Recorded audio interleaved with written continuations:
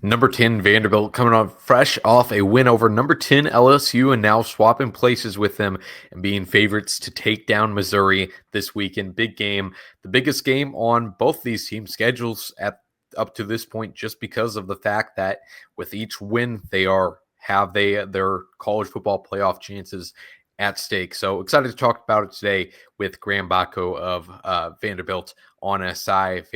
Graham, how are you? How are you doing today? And just what have you made of a Vanderbilt season so far? I'm doing great, guys. Man, it's been a magical season for Vanderbilt. I mean, I don't think anyone expected this to happen. I mean, you had the 2-10 year 2 years ago. You had 7-6 last year, but to go start 6-1 this year. I mean, people might have expected Vanderbilt to win 7, maybe 8 games this year, but I don't think they ever expected this. I mean, in Nashville right now, man, it is crazy. The buzz is crazy. Looking at stuff on social media, it's crazy. It has been so fun watching this group of guys go at it this year. Yeah, and what's led to that? Because even last year, there was definitely there were signs that they were building something towards Mhm. something better with Right. Clark Lee. They get the win over Alabama. They play Missouri really close, and I think when they played Missouri really close, people started to pay attention to them as well. But again, to go from 7 wins last year to this, I mean, what's been the difference? Because it's not like they had some huge portal class. Mhm. Yeah, I think it all goes back to Clark Lee and just the culture that he's implemented. I mean, yeah, like he's had a couple bad years with 2-10, maybe a 5-7 year, but it's really ever since Diego Pavia and all these other guys that he's brought in, they've all just sort of come together, just sort of with this culture and this belief that Clark Lee has instilled into this team. It's just all sort of come together, and it's great to see because everyone just has this belief in this standard now that no one really attributed to Vanderbilt, just a couple years ago. But this team has a standard now, and the standard is competing toward the top of the SEC and getting to the college football playoff. And we see here, with a 6-1 start, like they are absolutely in position to do it, and they control their own destiny. Which, if you said that to the team, back in September, they'd be very happy to hear that. Going 6-1 and just with the back half of the schedule, like 3 of these games are very favorable. 2 of them on the road, which are also very winnable as well. So I think it all goes back to the culture, just all sort of coming to life and to fruition. It's a great thing to see. It's I think it's similar to sort of what Indiana has done. With Kurt Signetti and that coaching changes, what he's done. It's really cool to see. It also goes back to the era in college football that we're in college sports that we're in, where it's like you can win now. Like it doesn't take that long to build a winning program at maybe a smaller market or a smaller school. And yeah, it is really fun to watch. All right, Graham covers Vanderbilt for Vanderbilt on SI. Michael Stamps, Joey Van Zerman, we both cover the Missouri Tigers for on SI. Michael, we talked in the offseason when we were taking an early look at this Mizzou schedule, and we were talking about Vanderbilt. And again, to that point, we both kind of were expecting kind of similar results to what they got last year. Like, hey, watch out for them to win, 8 games. Like, they're definitely not somebody that you can shut down quickly, but didn't expect this, and now everything is right in front of them. I mean, why did you think that in the offseason, and what's impressing most about the season so far for the Commodores? I think just from my perspective and what I've seen and read and watched over the last couple of days, it just seems like everyone's gotten significantly better. I mean, some of these guys that we were talking about as potential threats last year, with Diego Pavia, Eli Stowers, some of these guys, it's not like they kind of like you said, Joey. It's not like they brought in a big shiny transfer portal guy. I mean, it's really the same core group of dudes as last year, and you'd have to think it. We're not in the locker room and in the press conferences with Clark Lee, but you'd have to think it points more in his direction and his coaching staff in terms of player development, especially on the defense. I mean, there were some good players. Some of these guys were good last season. Longwell, Langston Patterson, Martel Hyatt, like Randon Fontenette, Cape, like all good players. It seems like a lot of them have taken another step up last year to this year, and they took a step 2 seasons ago into last season. They've done it again. So I think it's just been a sign of continuous development. I mean, again, in terms of why I thought that in the offseason, I mean, we kind of knew what they were looking at with the transfer portal, and it was just that, there wasn't a flashy get. I mean, there were good players that have actually, made an impact now, but it wasn't, a big flashy star regardless of position. And again, there's been contributors in the transfer portal, but just from that perspective, it didn't look like they were gonna improve that much or drop off that much. But clearly, the development, the ability to develop players from Clark Lee and the staff is a lot better than what we thought it was, because a lot of these guys look significantly improved from where they were at last season. Right, and kind of the forefront of that development has been Pavia, it seems, even though, I mean, last year was the absolute star of this team and then continuing to do it this year. Graham, I mean, just what have you seen out of Diego so far this season for him to be able to build, at least early in the season, still a Heisman campaign?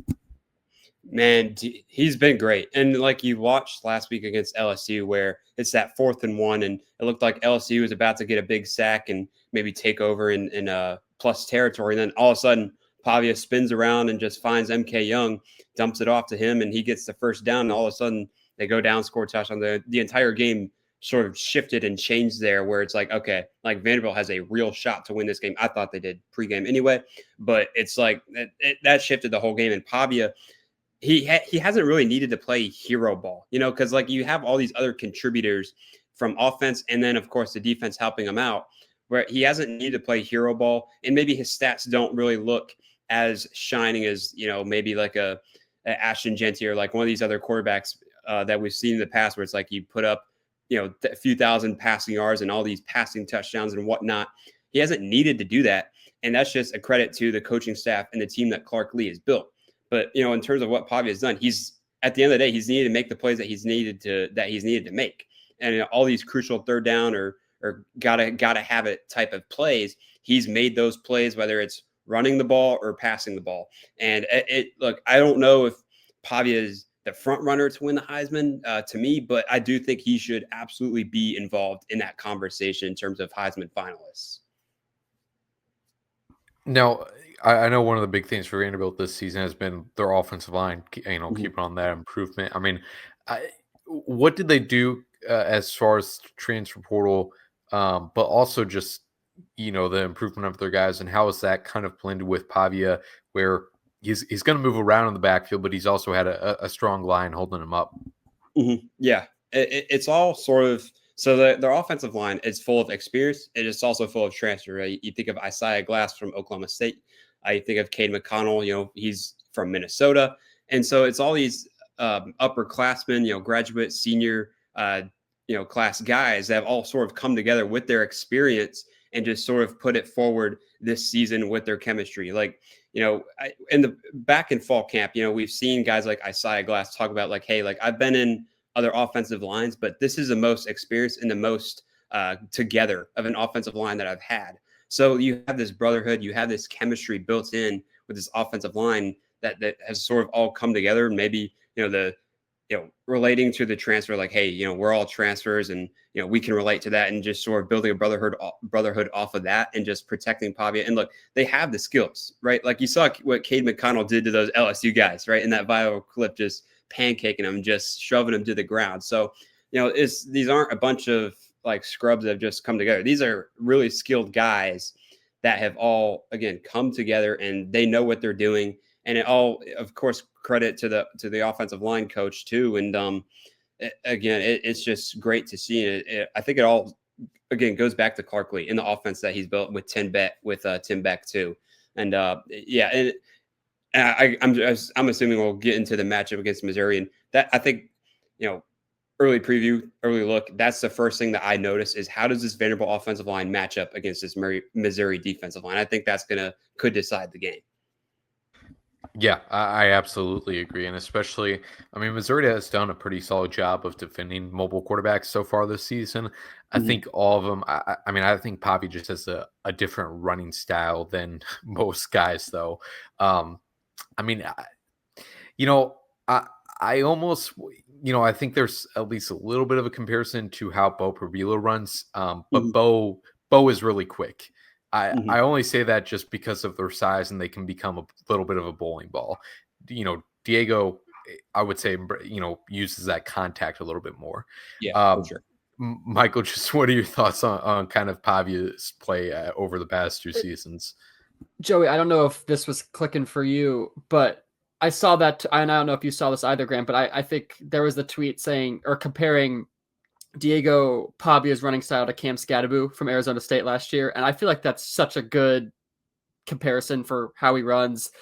He's so physical, and he very clearly is a super athletic guy, but the power and strength that he runs with. And I like how Eli Drinkwitz said that he knows how to attack and use angles. I think that shows up pretty clearly when he's running the football. I like that they can design the runs for him, and he can extend plays. He's a good decision maker. I think he kind of he is what he is as a thrower, and he's consistent. He doesn't make a ton of errant throws. He's accurate.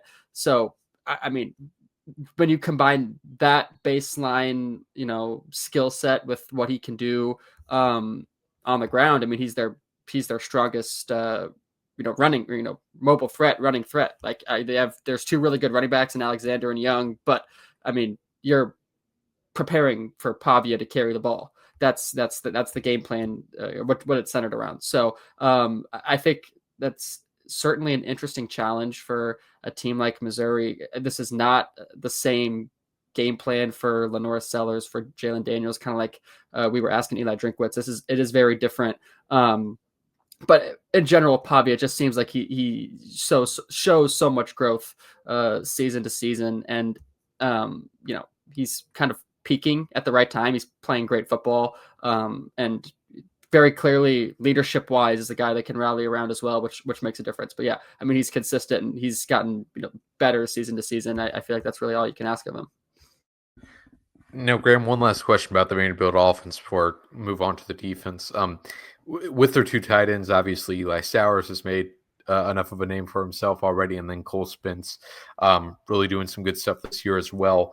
I remember, watching them both this year and last year of just how they use those 12 personnel sets.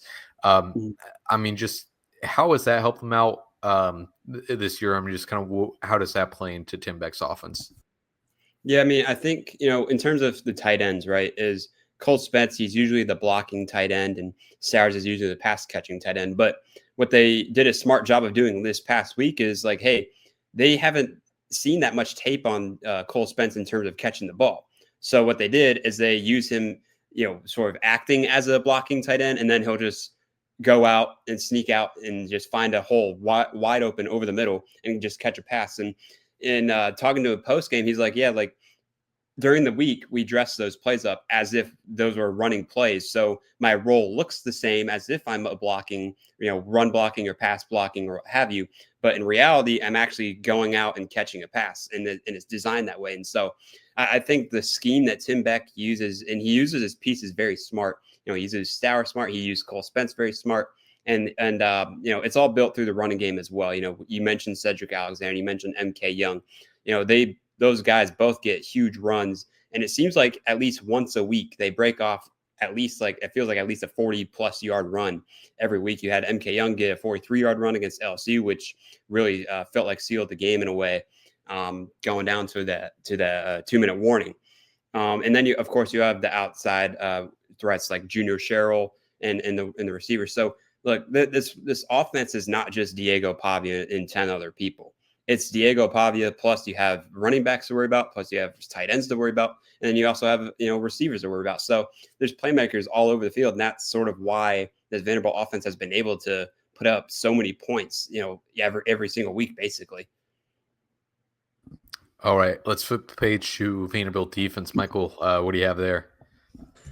Yeah, I mean, I find it really interesting that Graham, step in if I'm wrong. It seems like a group of mainly returners, almost like 80-90% returners, which is pretty, fairly unique in the transfer portal era of college football. But I'm interested in this defensive line, Graham, and what you can, what context you can bring to the table. I know there was one guy, I'm not even gonna try to pronounce his name, Utara or Watara. That was Taha, yeah. Wataha. That seems like he's done for the season. So I Yeah, don't know if yeah, I don't yeah. know. So he is done for the season. Clark Lee talked about that yesterday. So he had a Yeah.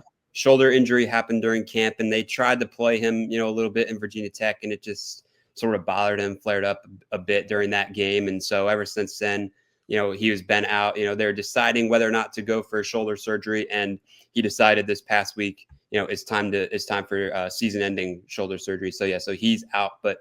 That's the thing is like he hasn't been playing, and this defensive line has still been elite. But you can continue what you were saying though, Michael. No, yeah, you were going to segue into it perfectly. I was just curious if that, how much of a difference that'll make, if not any, but just in general with this defensive line. I know Seabrooks had a really good game last year against Missouri. Miles Capers leads the team in sacks, and he's kind of made a name for himself. So just what does this defensive line kind of bring to the table, and how, Missouri's offensive line has struggled at moments this season and isn't super consistent. It seems like the Vandy defensive line is consistent and brings the same thing to the table every week. So just what challenges do they pose to the Missouri defense?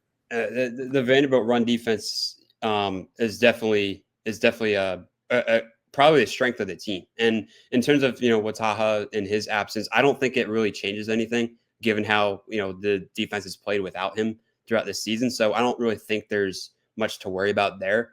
But you got guys like Corday Sidner, you got guys like Zaylen Wood, and just the run defense in general has been just astounding. Really, this whole season. And Clark Lee yesterday talked about like in this matchup in terms of the Missouri run game against the Vanderbilt run defense. He said it's good on good, right? And I think that's going to be a fascinating matchup to watch because I feel like the Missouri run game and Vanderbilt run game are pretty similar, except for like just the fact that maybe Missouri relies more on the running backs in terms of where Vanderbilt relies more on Pavia getting rush yards. But Ahmad Hardy, how do they defend him? I think watching Auburn's defense, watching Alabama's defense, they sort of shut him down, I would say, relative to how he was performing in the non-conference play against Kansas and all those other teams. So I feel like Vanderbilt could use a play out of their out of Auburn, Alabama's playbook as to how they defend Hardy. But yeah, Vanderbilt's run defense is definitely for real. I think I've called Vanderbilt's defense as a whole one of the more underrated defenses in college football because I don't think they get enough credit. But it's a defense that is built on bend, don't break. So they'll maybe give up yards. They'll maybe give up some points earlier in the early stages of the game. But when it matters most, they always make the plays that they need to make, and they always come up in the big moments. Yeah, I completely agree. Vanderbilt's defensive line is big. They're very large. Seabrooks is a big dude. Like I said, I know for a fact he had a good performance against Missouri last season. A couple other guys that Eli Drinkwitz kind of name dropped on Tuesday that caught my attention. I know Randon Fontenette is a pretty unique player. Obviously was on the team last year as well. I guess just what makes him so unique. Seems like kind of a guy who excels at everything he does, and he can be kind of all over the field. So I guess what kind of presence does he bring to this Vanderbilt defense? Yeah, I mean, and it's not just like Fontenette too. It's like the whole secondary too, right? Like they were against Alabama, a couple of weeks ago. That was like the challenge, or that was like the biggest question: is like, can a secondary hold up against all these weapons that Alabama has on the outside with their receiving core?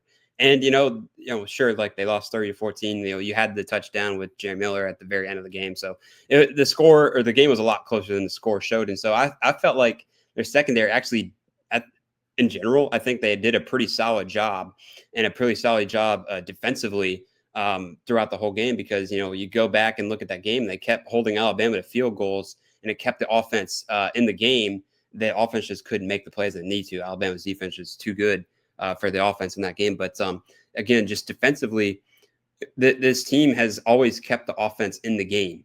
And that, I think that just goes to show how deep also the offense is as well. Because you got guys like CJ Hurd now in the secondary who's, leading the team in tackles, I believe. And he was a transfer from FAU, I believe. And so again, I really think this Vanderbilt defense is just more underrated and just not given the credit that it deserves because they are a good group of guys.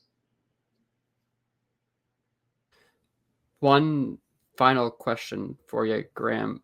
Mhm. Circling back to the defensive line, but not specifically. I guess I just again wonder if you could put into context what this defense brings to the table in the pass rush department.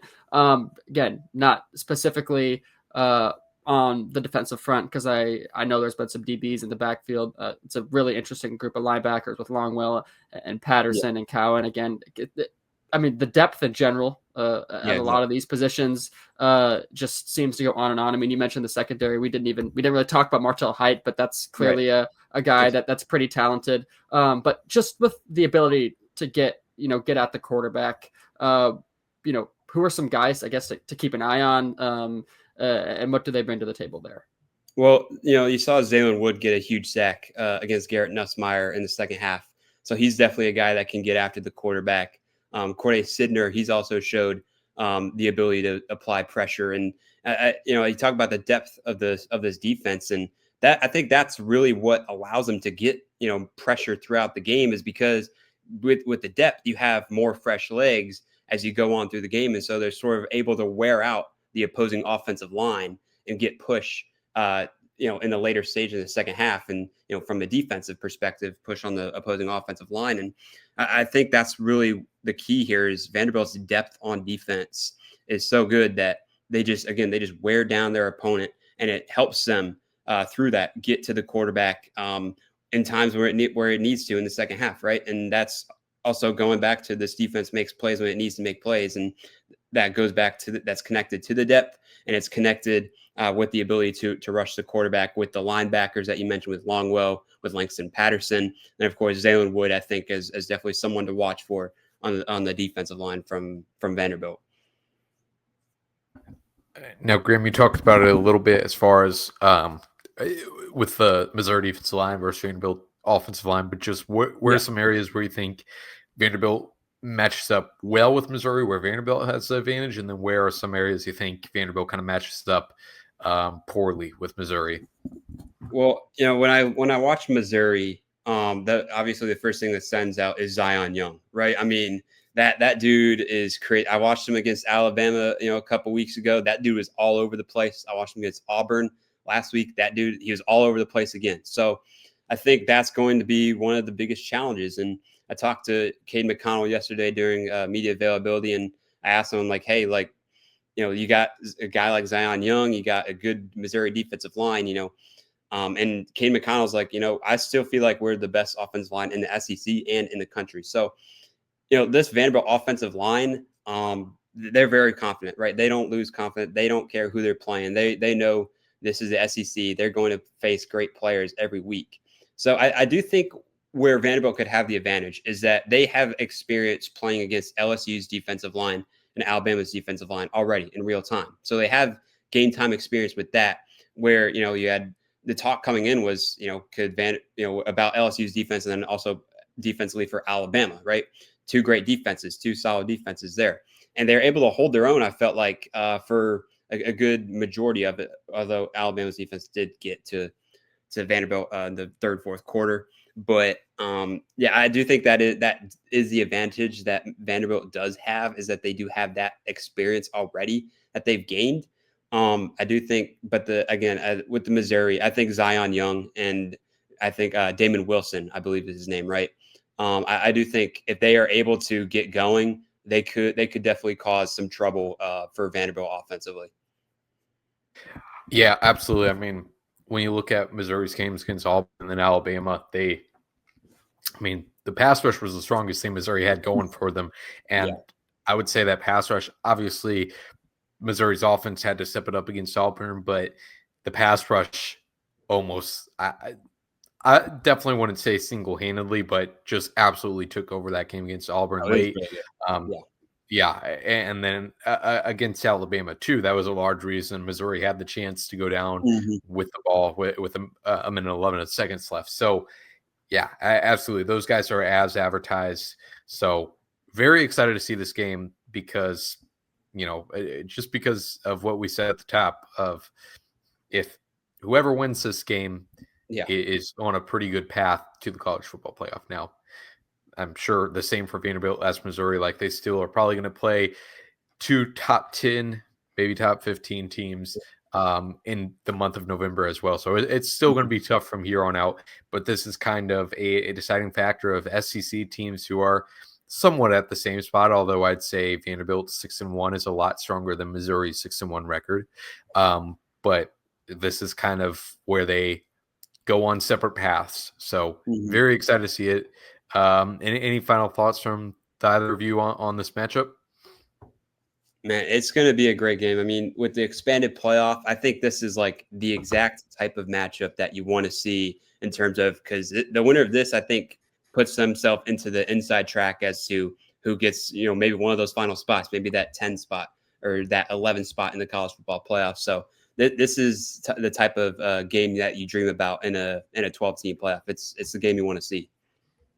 Yeah, I mean, little bit unrelated, but I think there's an argument to be made that, given the team they're playing and the environment they're going into, and the momentum that Vanderbilt has, that this might be the hardest game they've played all season, or the hardest situation, if that makes sense. I mean, Alabama obviously is the best team they've played so far, and Auburn was a pretty brutal environment. I think this is a combination of the two, hostile road environment and a really good football team.